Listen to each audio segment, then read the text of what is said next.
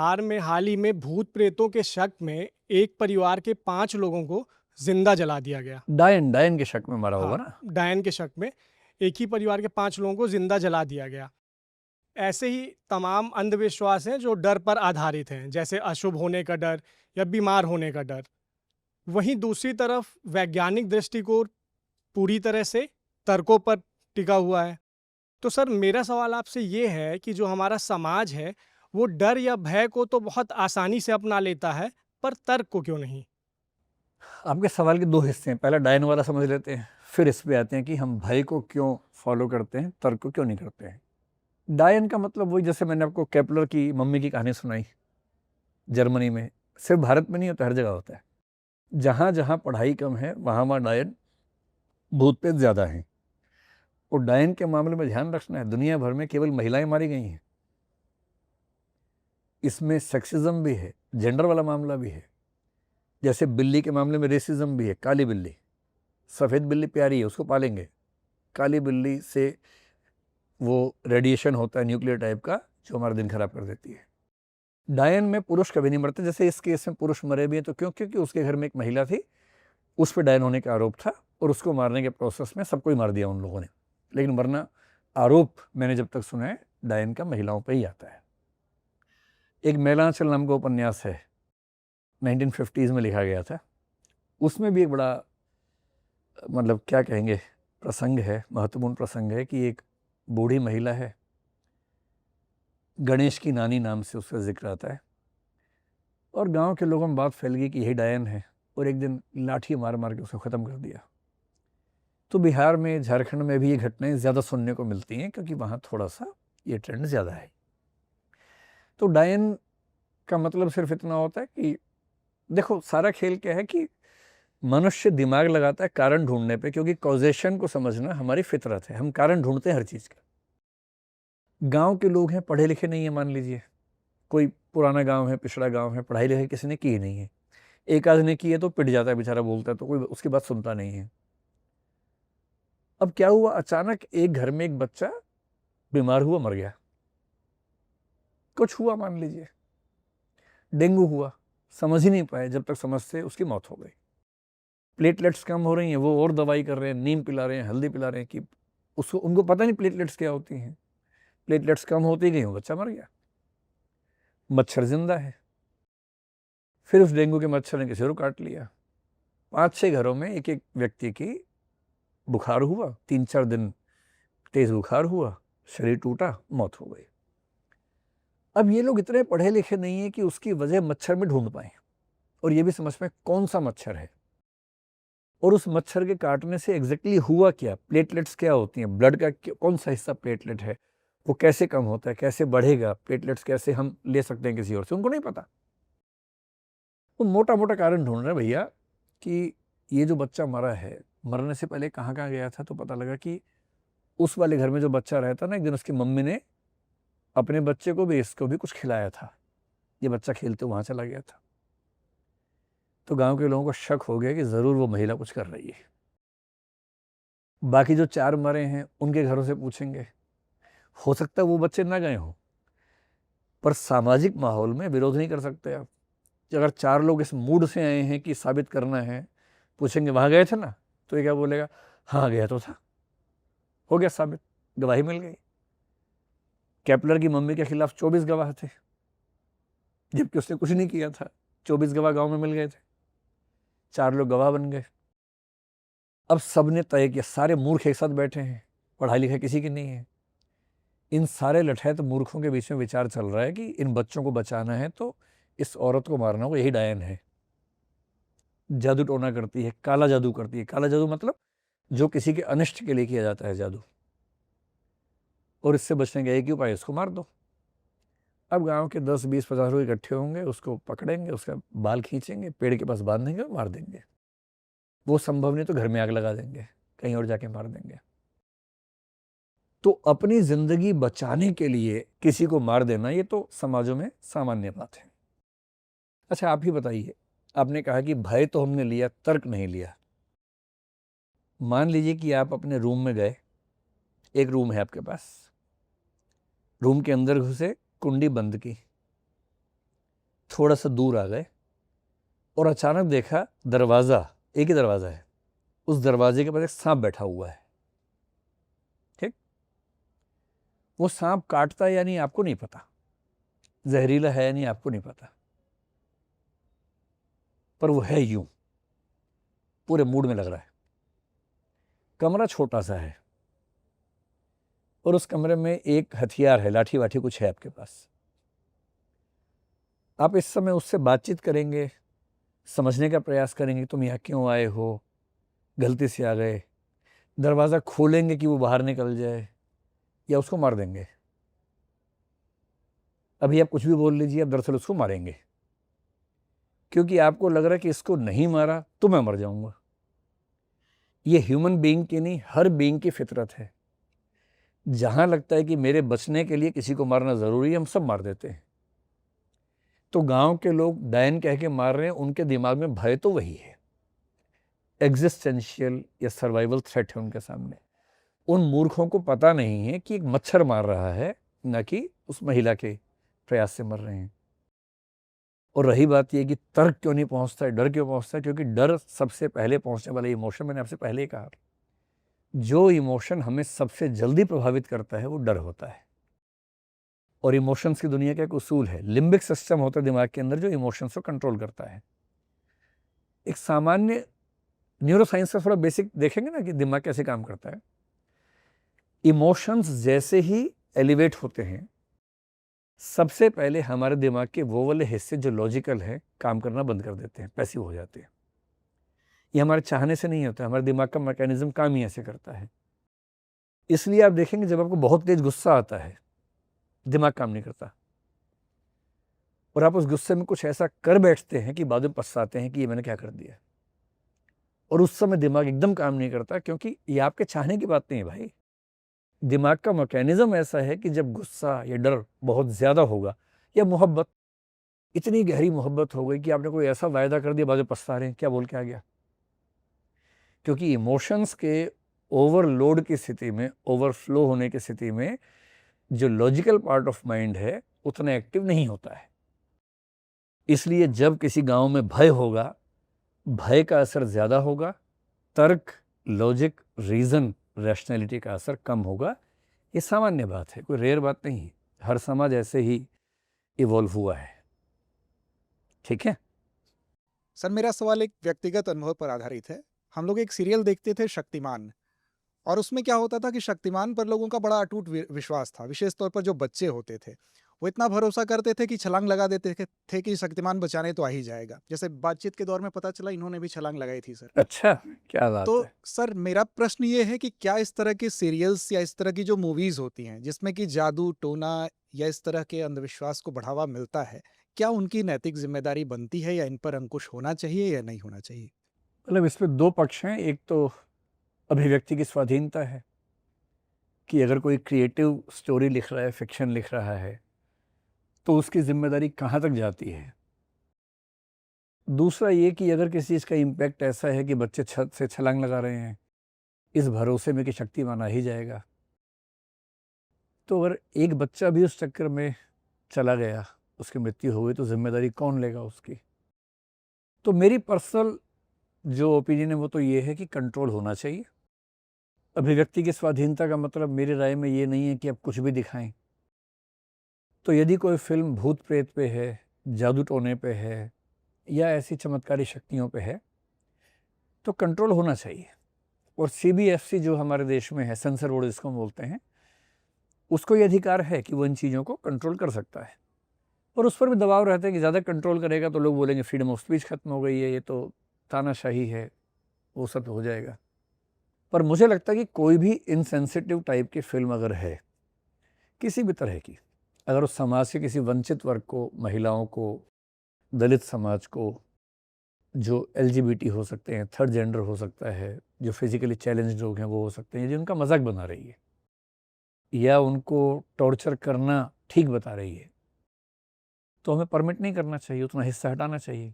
ठीक ऐसे ही जैसे स्मोकिंग का सीन आता है, वहाँ पर लिखते हैं साफ साफ, ठीक वहीं पर लिखते हैं smoking is injurious to health. भूत प्रेत वाली फिल्मों में कुछ नहीं लिखते हैं। तो या तो ये चीज़ बार बार एक्सप्लिसिटली बताई जाए कि ये सिर्फ कहानी है, ऐसा कुछ होता नहीं है। मतलब ये बात इतनी साफ तरीके से बताई जाए कि बच्चे भी समझ लें कि झूठ है, केवल कहानी है। नहीं तो फिर हाँ, गलतफहमियां होंगी, और अगर 2-4 बच्चे भी उस चक्कर में गलती कर बैठे तो उसकी कानूनी जिम्मेदारी आए ना आए, नैतिक जिम्मेदारी तो उस फिल्म लेखक, डायरेक्टर, प्रोड्यूसर पे आएगी ही आएगी। तो मेरे ख्याल से कंट्रोल होना चाहिए। सर, जैसा कि आपने अभी बताया कि जहाँ तक भूत प्रेत को महसूस करने वाला मसला है तो लोगों को साइकेट्रिस्ट के पास जाना चाहिए। लेकिन हम देखते हैं आज भी भारत में ऐसे बहुत स्थान हैं जहाँ अलग अलग रिलीजन के, हिंदुज़म में जैसे बालाजी हो गया, या फिर बहुत सारी क्रिश्चियन मोनेस्ट्रीज़ हैं पंजाब में हैं और अलग जगह काम कर रही हैं। अब ये एक बाबा बलजिंदर बाबा भी पकड़े गए जिनको पुलिस ने भी पकड़ा है। तो बहुत से लोग इसके असरदार होने का दावा भी करते हैं। तो ये पूरा मसला क्या है? और दूसरा इसी से संबंधित मेरा सवाल है कि कई बार लोग भूत प्रेत को बीमारी समझने के बजाय भूत प्रेतों से काम भी निकलवाना चाह रहे होते हैं, कि जैसे तंत्र मंत्र हो गया, काला जादू हो गया। अच्छा, वो तो काला जादू के सेंस में ना। तो ये सारी चीज़ आज भी है और बार बार हमें देखने को मिलती है। तो इस पे आपके क्या विचार है? 2-3 बातें हैं। एक तो ये, एक फिल्म मैंने देखी थी, क्या नाम था, भूतनाथ था, पता नहीं क्या नाम था। अमिताभ बच्चन बनी। हाँ, अमिताभ बच्चन, जिसमें जिसमें बड़ा अच्छा भूत था। तो भूत बुरे क्यों होते हैं? भूत अच्छे भी तो हो सकते हैं। एक तो भूतों का इमेज मेकओवर करने की ज़रूरत है, भूतों को लेकर नेगेटिविटी बहुत ज़्यादा है। वहाँ भूत का मतलब है कि दादाजी की मृत्यु हो गई है और दादाजी उसके बाद भी अपने पोते से मिलने के लिए आते हैं, एक आत्मा के रूप में आते हैं। तो भूत में विश्वास करे या विश्वास करे बात की बात है, कम से कम इमेज तो ठीक रखो, केवल खराबी क्यों करना है। भूतों से काम निकलवाने की जहाँ तक बात है, वो ब्लैक मैजिक, तंत्र मंत्र में अक्सर होता है कि हम किसी को परेशान करने के लिए उसके ऊपर भूत प्रेत का साया, डायन, वो सब करते हैं। सोर्सरी, ब्लैक मैजिक, विच क्राफ्ट बोलते हैं जिसको, दुनिया भर में असर चलता है, स्पेशली ट्राइबल और विलेज वाले एरियाज़ में ऐसा दिखता है।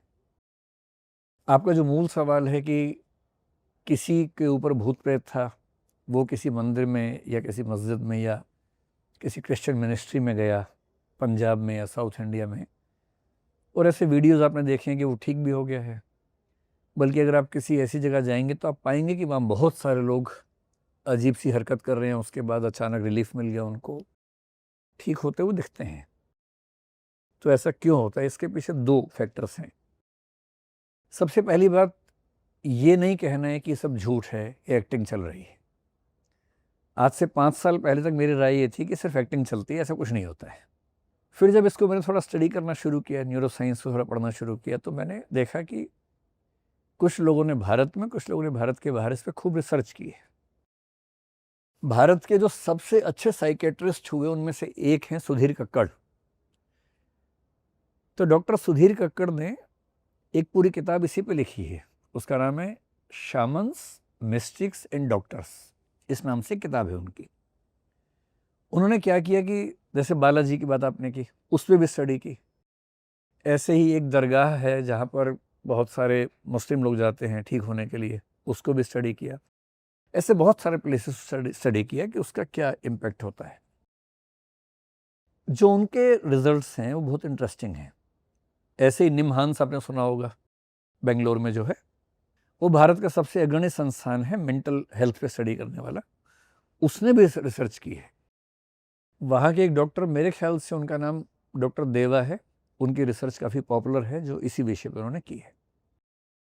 अगर आप इन सबको पढ़ेंगे तो सही रिजल्ट आपको मिलेगा। जैसे कक्कड़ साहब ने ये कहा कि हम इन सबको अंधविश्वास नहीं मानेंगे, इन सबको हम कहेंगे कि जैसे ऑपरेशन थिएटर होता है वैसे एक साइकोलॉजिकल थिएटर है, उन्होंने शब्द दिया साइकोलॉजिकल थिएटर, और एक कल्चरल मेडिसिन है। क्योंकि ध्यान रखना है, आज तो हम बड़े शहरों में हैं, न्यूरो साइंस है, साइकेट्री हमारे पास है, ये मुश्किल से पिछले 50 साल की बात भारत में है, दुनिया में 100 साल की बात है। दुनिया के बहुत सारे इलाकों में, शहरों में भी और गाँवों में तो हर जगह आज तक साइकेट्री नहीं है, न्यूरो साइंस नहीं है, लोग बीमार हमेशा से होते आए हैं। तो हर संस्कृति ने अपने अपने तरीके से इलाज ढूंढे, इसलिए कक्कड़ साहब ने कहा कि ये कल्चरल मेडिसिन है। अगर आप ट्राइबल स्टडीज़ पढ़ेंगे तो वहाँ एक कॉन्सेप्ट है ट्राइबल मेडिसिन। हर ट्राइब ने बीमारियों के लिए इलाज ढूंढे हुए हैं अपने अपने, वो ट्राइबल मेडिसिन है। वो शहरों पे अप्लाई नहीं हो रही है, पर ट्राइब के लोगों में अप्लाई हो रही है किसी न किसी मात्रा में। उसमें होता क्या है? उसमें होता ये कि मान लीजिए एक आदमी को लगता है कि उसके ऊपर भूत का साया है। मैं फिर से कह रहा हूं कि उस व्यक्ति की मनोदशा सच में चिंताजनक है, वो परेशान है, वो मेंटली ठीक नहीं है, और क्योंकि उसको भूत के बारे में बचपन से पता है, उसको ये महसूस हो रहा है कि उसके ऊपर भूत हावी हो गया है। वो झूठ नहीं बोल रहा है, एक्टिंग नहीं कर रहा है, वो वहां पर गया। उसको कई लोगों ने ये कह रखा है कि भैया कितना ही बड़ा भूत हो, जैसे ही आप इस दरगाह में या इस मंदिर में या इस क्रिश्चियन मिनिस्ट्री में पहुंचेंगे, वहां जो बाबा हैं ठीक कर ही देंगे उसको। ये उसके मन में बार बार बैठा हुआ है, विश्वास है। इस विश्वास को बोलते हैं प्लेसिबो। और प्लेसिबो का मतलब है क्योंकि मुझे विश्वास था कि मैं इस दवाई से या इस डॉक्टर से ठीक हो जाऊंगा, मैं उसके पास जाके सच में ठीक हो जाऊंगा। इसको मनोविज्ञान में, मतलब मेडिकल साइंस में प्लेसिबो कहते हैं। इसका उल्टा होता है नोसिबो। मुझे एकदम पता है कि ये बकवास है, तो वो ठीक भी होगा तो मैं उससे ठीक नहीं होऊंगा, क्योंकि अविश्वास बहुत ज़्यादा है। अगर आपको कोविड की वैक्सीन पे घोर अविश्वास है, तो हो सकता है कि वैक्सीन लगाने के बाद भी आप ठीक ना हो। अगर आपको पूरा भरोसा है कोविड वैक्सीन से ठीक हो ही जाऊंगा, तो हो सकता है कि वैक्सीन में पानी डाल लगा देंगे आपको, तो भी आप ठीक हो जाएंगे, क्योंकि भरोसा था आपको बहुत ज़्यादा। ये मेडिकल साइंस की हर रिसर्च में नियम होता है, आपको शायद पता है या नहीं पता है।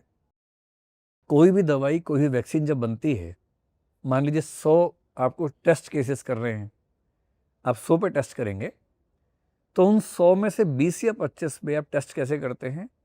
दवाई देंगे और उसमें वो दवाई होगी नहीं जिसको टेस्ट कर रहे हैं आप, केवल ये देखने के लिए कि जिनको सही में दवाई दी और जिनको दवाई कह के कुछ नहीं दिया, दोनों बराबर तो ठीक नहीं हो रहे।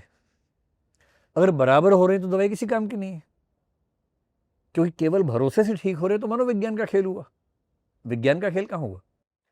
तो जब प्लेसिबो वाले सैंपल की तुलना में नॉन प्लेसिबो रियल मेडिसिन के सैंपल में रिजल्ट्स बहुत ज़्यादा अच्छे होते हैं, तब मानते हैं कि दवाई का असर है। अगर वो इक्वल या ऑलमोस्ट इक्वल है तो असर नहीं मानते हैं। तो कक्कड़ साहब ने जो किताब लिखी उसमें निष्कर्ष क्या निकाला, बाकी लोगों ने भी, कि ये व्यक्ति है, उसको भरोसा है कि मेरे ऊपर भूत है, वो मेंटली इल है, और उतना ही गहरा भरोसा है कि इस मंदिर में या इस मस्जिद में या इस दरगाह में या इस मिनिस्ट्री में जाकर ठीक हो जाऊंगा। जैसे ही वो वहां गया, अचानक चिल्लाने लगा, जोर जोर से हाथ पैर पटकने लगा। ये भी होता है, वो ठीक होता है, एक्टिंग नहीं चल रही। कुछ एक्टर्स हो सकते हैं हर जगह, सारे एक्टर्स नहीं होते हैं, कुछ जेन्युइन होते हैं लोग। वो वहां जाते क्यों ऐसे करने लगता है? क्योंकि वहां जाते ही उसके कंट्रोल्स खत्म हो जाते हैं, उसको ये भरोसा है कि मैं ठीक होने वाला हूं। और विशेष रूप से बहुत सारी महिलाएं जो घरों के अंदर हैं, जिनको एक्सप्रेशन का अधिकार नहीं है। कई लोग इसलिए परेशान हैं कि उनके मन में बहुत कुछ भरा हुआ है, कहीं बोल ही नहीं पाए जिंदगी में, इतना घुट गए कि बोल ही नहीं पा रहे हैं। उन्हें केवल कैथारसिस की जरूरत है, यानी अपनी भावनाएं निकालने की जरूरत है। लाइफ इन ए मेट्रो या मेट्रो इन दिनों में आपने देखा होगा, एक सीन दोनों फिल्मों में है कि एक लड़की जो बहुत परेशान है, उसका बॉयफ्रेंड लेके जाता है कि चिल्लाओ जोर से, और चिल्लाने से रिलीफ मिल गया। इसको कैथारसिस कहते हैं, कि मन फ्री हो गया।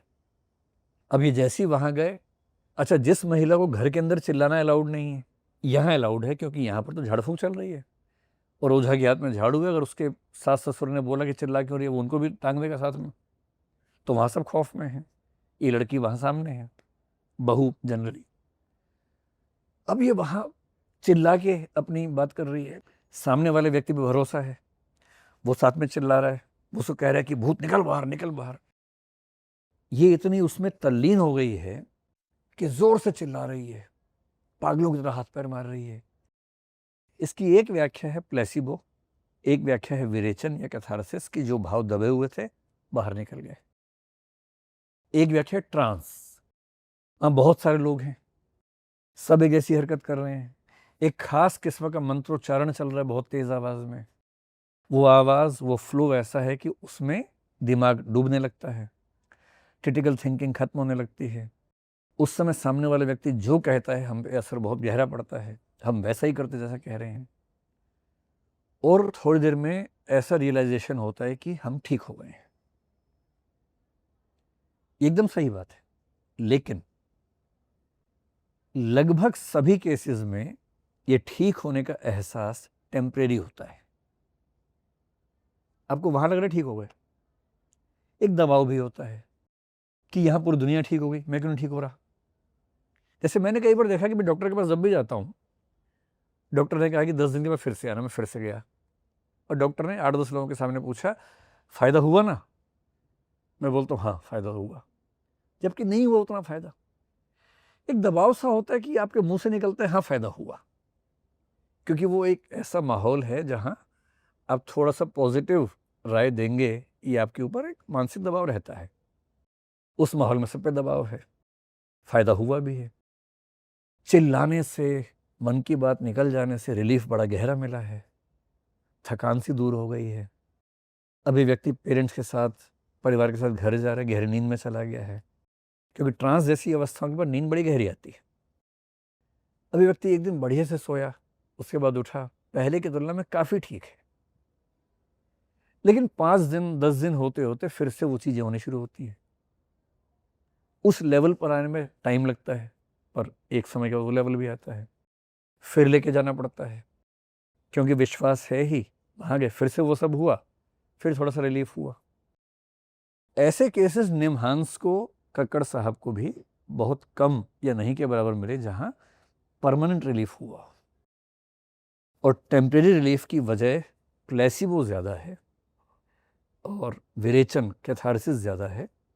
ट्रांस की अवस्था, हिप्नोसिस जिसको बोलते हैं, हिप्नोसिस का मतलब है कि दिमाग किसी के कंट्रोल में आपके है और उसने आपको कहा कि तुम ठीक हो गए, भूत निकाल दिया मैंने बाहर। जैसे ही उसने कहा कि तुम्हारा भूत ये निकाला, बाहर हो गया, कुछ बाहर नहीं हुआ। पर इसको इतना भरोसा इस व्यक्ति पे है कि इसको लग गया कि बाहर हो गया भूत, निकला कुछ नहीं है। पर क्योंकि इस व्यक्ति को भरोसा था कि मुझ पे भूत है और ये व्यक्ति भूत निकाल सकता है और उसे निकाल दिया है, इसको लग रहा है कि मैं फ्री हो गया, अब 5 दिन 10 दिन एकदम ठीक रहेगा, धीरे धीरे फिर हो सकता है कि परेशानी हो। इसलिए ये ध्यान रखना है कि अब तो न्यूरोसाइंस है, साइकेट्री है हमारे पास। जब तक वो नहीं था तब तक इन्हीं लोगों ने गांवों के अंदर, ट्राइबल पॉपुलेशन में, रिलीजियस पॉपुलेशन में लोगों को राहत दी है। तो एक सिरे से खारिज कर देना ठीक नहीं है, लेकिन हाँ आज के ज़माने में जब हम पता लगी गया है कि क्या क्या दिक्कत हो रही है, जब पता है कि मेडिसिन के, अब तो मेडिसिन बन गई हैं, अब लगभग हर मेंटल डिसऑर्डर के लिए मेडिसिन हैं हमारे पास, रिलीफ मिलता है। तो ज़्यादा अच्छा है कि अब लोग जाएं डॉक्टर के पास। और झाड़ फूंक में दिक्कत ये भी है कि कभी कभी झाड़ फूंक करते करते असली ट्रीटमेंट में देर हो जाती है, और जब आप पहुंचते हैं असली ट्रीटमेंट के लिए तब तक इलाज करना संभव नहीं बचता है। इसलिए उनका महत्व है कल्चरल मेडिसिन के रूप में, लेकिन आप उस भरोसे रहें ये ठीक नहीं है, अच्छा नहीं है। सर मेरा एक सवाल है, जैसे अभी हमने तंत्र मंत्र पे बात की, वैसे टोने टोटके भी होते हैं और अक्सर ये देखा जाता है कि जो बड़े खिलाड़ी या सेलिब्रिटीज़ भी है वो भी कुछ टोटकों को फॉलो करते हैं। जैसे राफेल नडाल के केस में हम देखते हैं कि वो मैच के लिए जाते हैं तो बॉटल्स को कुछ स्पेशल अरेंजमेंट में वो सेट करते हैं। कहाँ सेट करते हैं बोटल्स को? सर उसी अपने प्लेग्राउंड पे ही, मतलब प्ले ग्राउंड पे बोटल्स रखते हैं? मतलब आप वाटर बॉटल्स को कुछ अरेंजमेंट में एक स्पेशल अच्छा, पैटर्न मैंने में देखा सेट नहीं करते कभी। हैं। अच्छा, और जैसे सचिन तेंदुलकर के लिए भी ये कहा जाता है कि जब वो ग्राउंड पे खेलने के लिए जाते हैं तो उसमें वो पहले राइट पैर में जूता डालते हैं, फिर लेफ्ट पैर में डालते हैं। अच्छा, और 10 नंबर की जर्सी भी, टी शर्ट भी 10 नंबर की था। हाँ 10 ऐसा नंबर। एक्सपर्ट्स बोलते हैं सर। और घरों में भी हम यूजुअली देखते हैं, जैसे अगर इंडिया का मैच आ रहा है और इंडिया अगर जीत रही है तो जो इंसान जहाँ बैठा है वो फिर वहीं बैठा रहेगा। हमारे घर में भी होता हाँ, है। वो नहीं हिलेगा। और कुछ लोग ऐसे भी है कि अपने नाम में एक आध लेटर ऐड कर देंगे कि उनकी किस्मत चेंज हो जाए, न्यूमरोलॉजी हो जाए, ये वो। तो ये सारी चीज़ें आज भी हमें क्यों देखने को मिल रही है, मतलब ऐसे टोटके आज भी एग्जिस्ट क्यों कर रहे हैं? कॉस्ट नहीं है और बेनिफिट ज़्यादा है, इसलिए चलता है। बहुत सिंपल सी बात ये है। जैसे सच बात ये है कि सचिन तेंदुलकर 10 नंबर की टी शर्ट पहने या 99 पहने या कुछ भी पहन लें, इससे फ़र्क तो पड़ना नहीं है, कोई फ़र्क नहीं पड़ने वाला, इस बात से बेकार की बात है।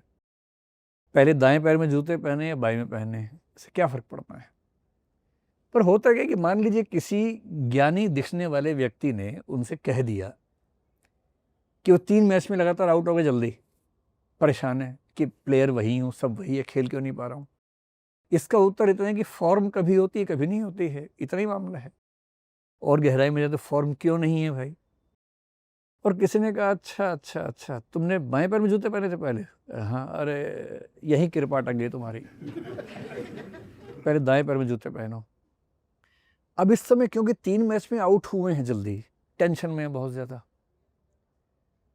और फॉर्म ठीक करने की कीमत सिर्फ इतनी है कि जूता पहले ये वाला पहन लेना है, कोई बड़ी कीमत तो है ही नहीं इसमें, नुकसान तो हो ही नहीं रहा कुछ, there is no cost attach to it, पहन के देख लिया।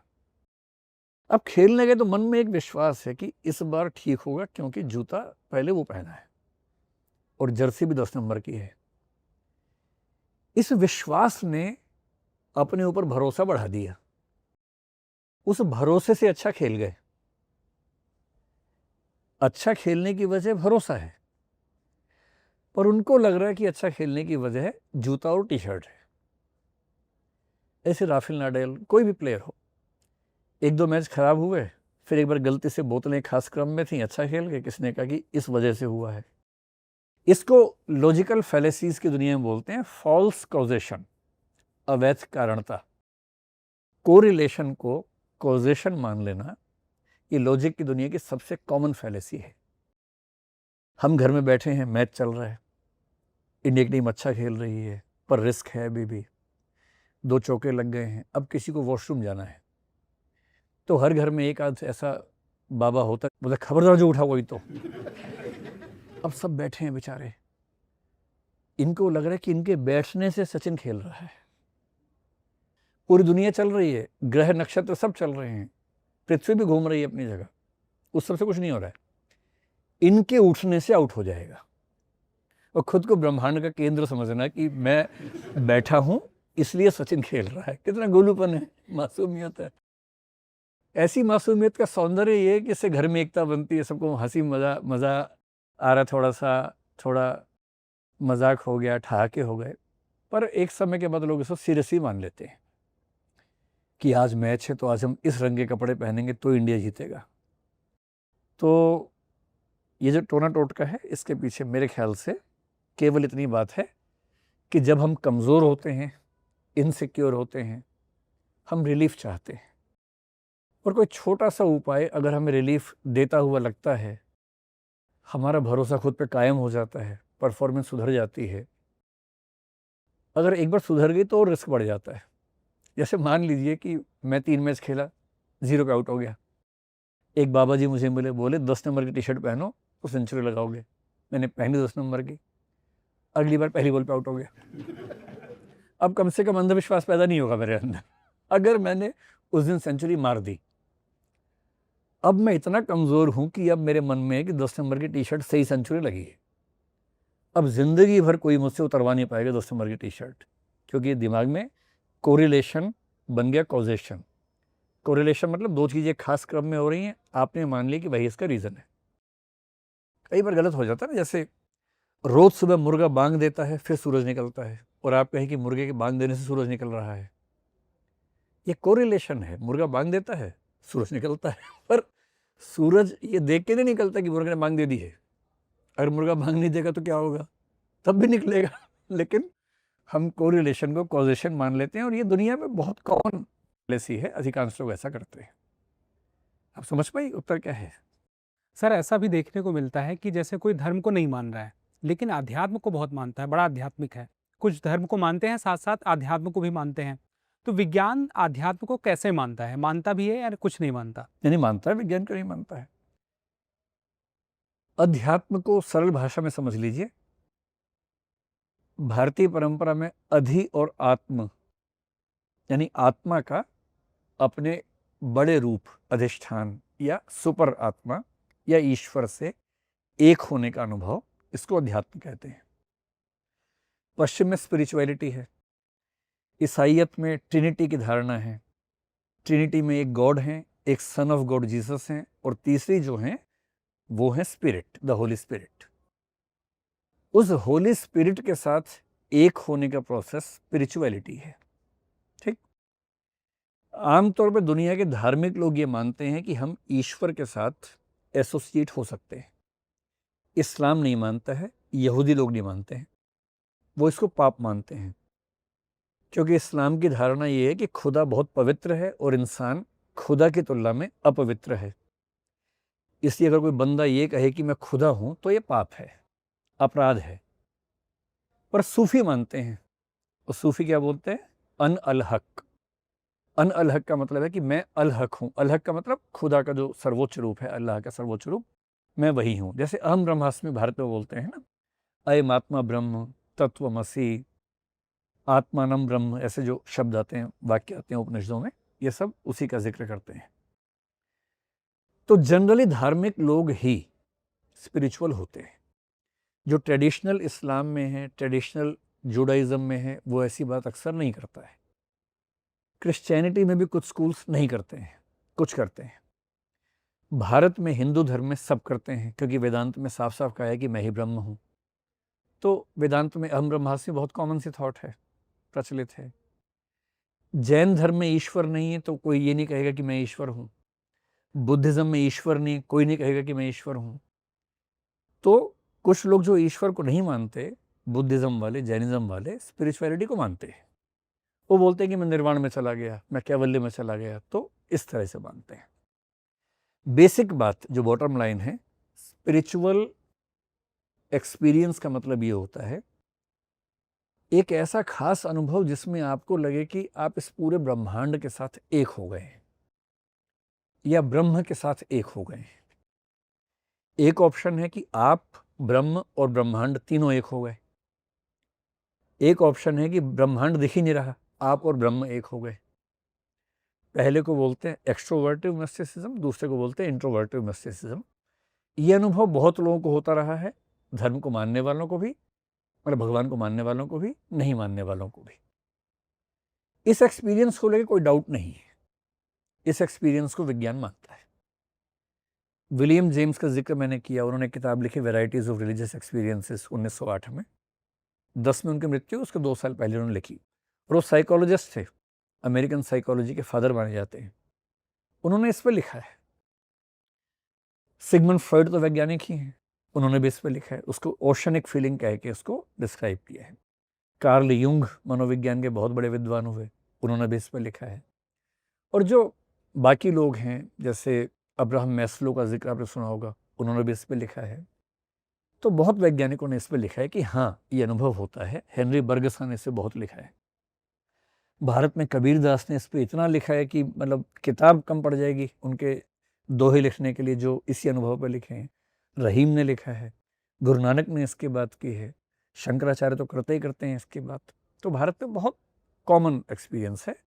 पश्चिम में प्लोटिनस एक नया, मतलब नियो प्लेटोनिज्म कहते हैं, उसने इसकी बात की है। तो दुनिया भर में इसकी बात है।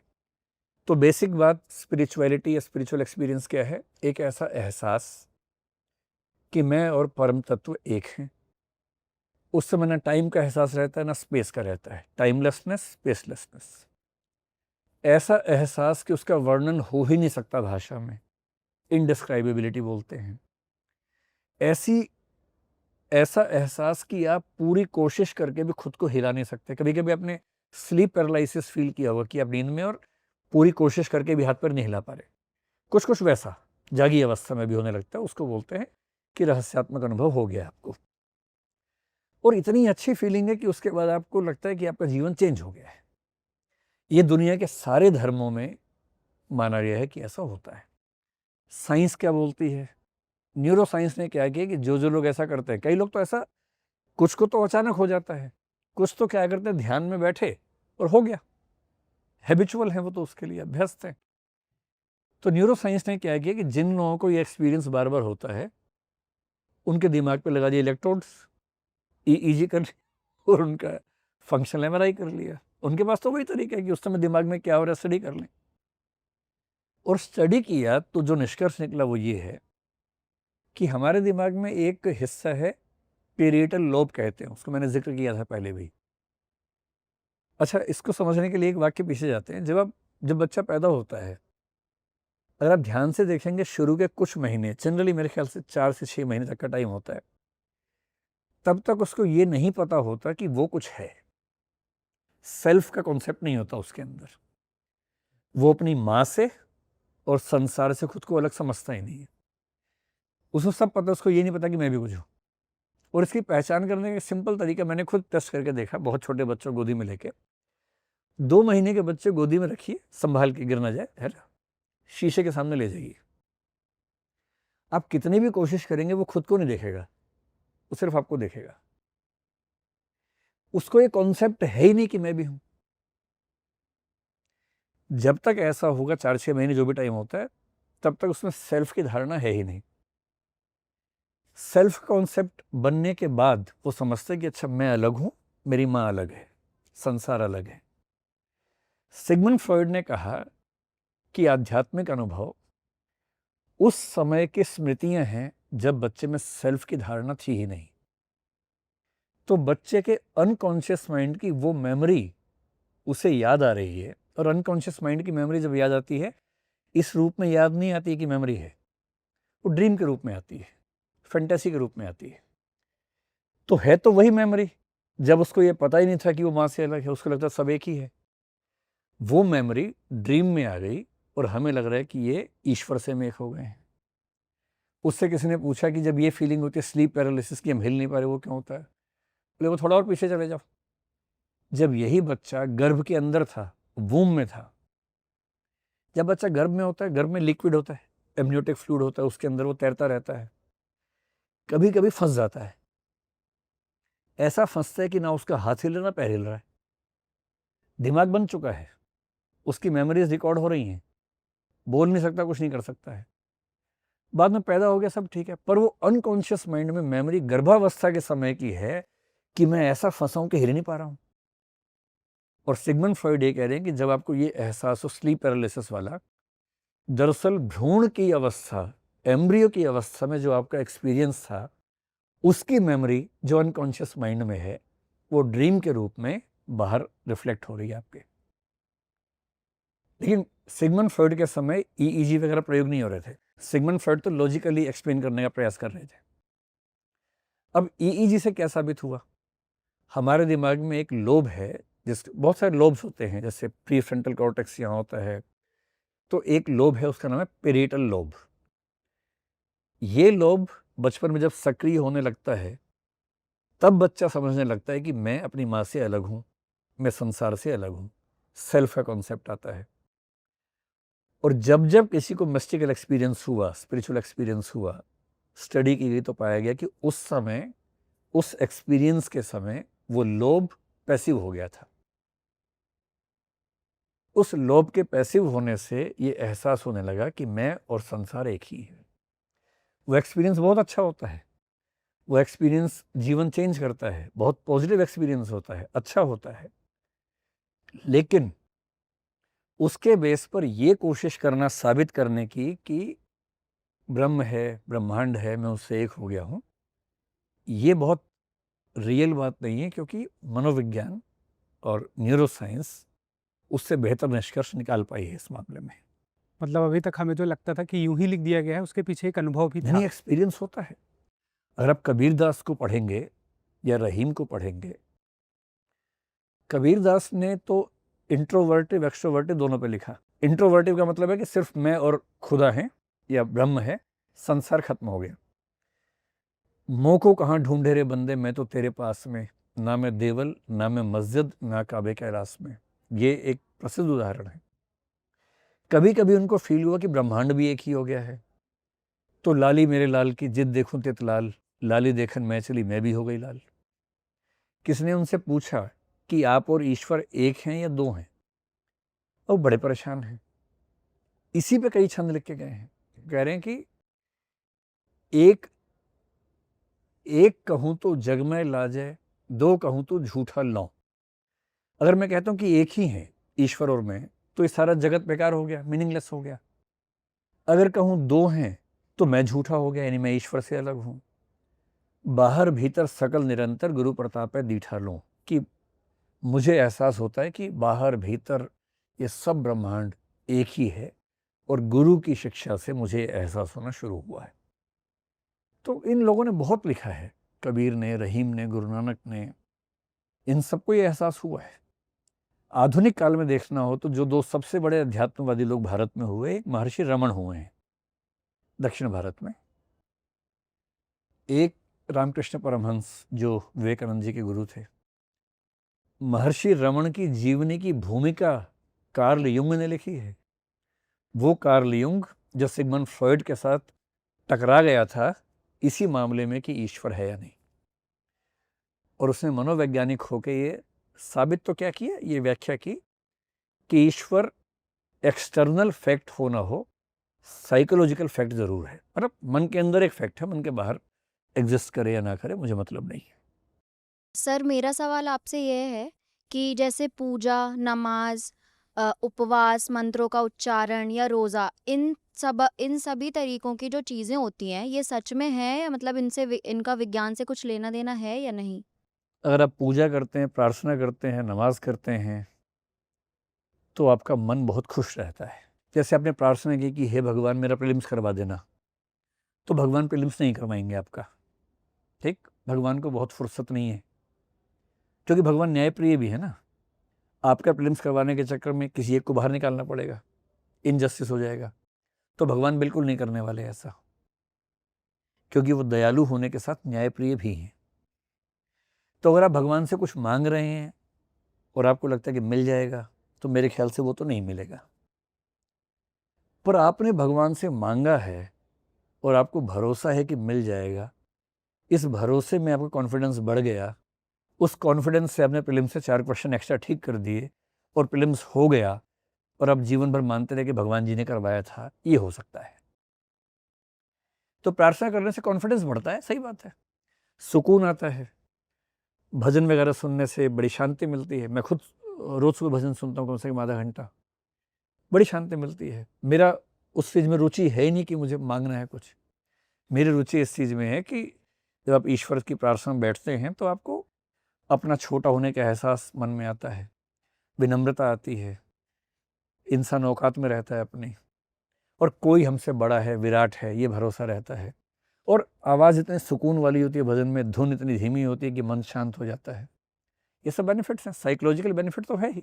फिर वो ये है कि जब लोग नमाज में बैठे, प्रार्थना में बैठे, उनका भी ईईजी हो चुका है, और उसमें साबित हुआ है कि जब वो उस अवस्था में बैठते हैं तो उनके ब्रेन में अच्छे हार्मोन्स या न्यूरोट्रांसमीटर्स, सेरोटोनिन ज़्यादा रिलीज होता है। और सेरोटोनिन रिलीज होने का बेसिक मतलब है कि आप थोड़ा शांत रहते हैं, या ऑक्सीटोसिन थोड़ा रिलीज हुआ कि ईश्वर आपसे प्रेम करते हैं, तो प्रेम का एक एहसास, भक्ति का एहसास आपके मन में आता है। ये साबित होता है कि पूजा करने से, अगर आप आस्था वाले व्यक्ति हैं, आप पूजा पाठ करेंगे तो आपका मन बहुत खुश रहेगा, ये साबित होता है। आप अगर उपवास करते हैं, रोज़ा रखते हैं, व्रत करते हैं, तो ये साबित हुआ है कि आपका पाचन तंत्र बेहतर होता है। इसलिए आजकल सारे डॉक्टर्स इंटरमिटेंट फास्टिंग, 3 दिन की फास्टिंग, जापान के एक वैज्ञानिक को 72 घंटे की फास्टिंग का कॉन्सेप्ट देने पर नोबेल प्राइज़ मिला है। और भारत में नवरात्रे होते ही हैं, इस्लाम में रोज़े होते ही हैं, तो ये तो रिलीजियस प्रैक्टिस में पहले भी था। और इसका मतलब ये हुआ कि अगर कोई रोज़े रखता है, कोई व्रत रखता है, तो निश्चित रूप से उसको दैहिक फायदा होगा। इसके लिए क्या शब्द उन्होंने दिया था जापान के वैज्ञानिक ने कि मैं शब्द भूल रहा हूँ, 72 घंटे होते होते आपकी बॉडी खुद को रीजनरेट करने लगती है। तो जब वो रीजनरेशन होना शुरू होता है, वो 72 घंटे की फास्टिंग से ही होता है। ये साइंटिफिकली साबित किया है। तो यदि आप पूजा पाठ करते हैं, आपका मन ज़्यादा खुश रहेगा, खुद पे भरोसा ज़्यादा रहेगा, एकदम साइंटिफिकली प्रूवन बात है ये। उपवास करते हैं, व्रत करते हैं, तो आप बेहतर स्वास्थ्य वाले होंगे, एकदम प्रूवन बात है, इसमें कोई झूठ नहीं है। लेकिन आपने उपवास किया इसलिए भगवान जी आपको कुछ विशेष देंगे, ऐसा नहीं होगा। आपको लगेगा कि स्वास्थ्य भगवान जी ने दिया है, पर वो आया है भूखा रहने से। आपने कुछ मांगा, भगवान जी इनजस्टिस करके आपको देंगे नहीं, पर कॉन्फिडेंस बढ़ने से हो जाएगा, और हो जाएगा तो आपका विश्वास और गहरा हो जाएगा। ये बात प्रूवन है। सर अभी ईश्वर पे बात हो गई, अंधविश्वास पे, आस्था पे, पूजा पाठ पे बात हो गई। इसी से एक बेसिक सवाल ये भी बनता है कि एग्जैक्टली धर्म क्या है? क्या सभी धर्मों के लिए एक है या कोई एक परिभाषा इसकी हम रख सकते हैं? धर्म की 10,000 परिभाषाएं दी जा चुकी हैं, कोई भी एक फाइनल हो नहीं पाई है। लेकिन मोटे तौर पर धर्म का मतलब एक पैकेज है जिसमें 3-4 चीज़ें हों। एक कॉग्निटिव हिस्सा है, संज्ञानात्मक हिस्सा, जिसमें धर्म बताता है कि दुनिया कैसे बनी, आत्मा है या नहीं, परमात्मा है या नहीं, मरने के बाद क्या होगा, ये सब चीज़ें, जिसको हम मेटाफिजिक्स या ऑन्टोलॉजी भी कहते हैं। धर्म का एक हिस्सा है इमोशनल, जो भक्ति की भावना, आप ना डरें, सिक्योरिटी आपको मिले, भगवान ध्यान रखेंगे, चिंता मत करो, पूजा पाठ किया, लघुता का एहसास हुआ, मेरे पीछे भगवान खड़े हैं, ये एहसास हुआ, ये इमोशंस वाला हिस्सा है, बड़ा ज़रूरी हिस्सा होता है। तीसरा हिस्सा है रिचुअल्स वाला, कर्मकांड वाला, कि पूजा करनी है तो पूजा में दाएं हाथ से ही अग्नि जलानी है कि बाएं से जलानी है, कि पहले ये करना है या पहले वो करना है, स्नान करके करना है या इसके बाद स्नान करना है, ये सब जो नियम बने हुए हैं, कर्मकांड जिसको बोलते हैं, हर धर्म में एक हिस्सा ये होता है। चौथा सोशल एस्पेक्ट है, हर धर्म कोशिश करते हैं कि उसको मानने वालों में सामाजिक संगति, सामाजिक मेल मिलाप होता रहे, इसलिए हर धर्म ऐसे कई, क्या कहेंगे, फेस्टिवल्स वगैरह होते हैं जिसमें लोग मिलते रहें, आपस में कलेक्टिविटी बनी रहे। एक मोरल एस्पेक्ट है, हर धर्म अपने मानने वालों को बताता है क्या नैतिक है, क्या अनैतिक है। तो जो व्यवस्था इन 4-5 चीज़ों को करती है एक समाज के लिए, उसको धर्म कहते हैं। और विज्ञान या कोई भी चीज़ धर्म का स्थान नहीं ले पा रही है, उसकी वजह यह है कि वो इनमें से एक आध को सॉल्व कर लेते हैं, पूरा पैकेज कोई नहीं दे पाता। जैसे विज्ञान आपको ये शायद ज़्यादा अच्छा बता देगा कि अंतिम सत्य क्या है, पर इमोशन नहीं दे पाएगा, रिचुअल्स नहीं दे पाएगा, वो कलेक्टिविटी पैदा नहीं कर पाएगा। इसलिए विज्ञान धर्म को खत्म कर देगा, ये बहुत आसान बात नहीं। मेरे ख्याल से भी कम 200, 400, 500, 1000 साल तक भी ऐसा होता हुआ नज़र नहीं आ रहा, क्योंकि पूरा पैकेज को रिप्लेस तभी कर पाएंगे जब पूरा पैकेज उतना बड़ा आएगा, और विज्ञान वैसा पैकेज है नहीं। वो केवल उसके कॉग्निटिव एस्पेक्ट को चैलेंज करता है, बाकी एस्पेक्ट को चैलेंज नहीं कर पाता।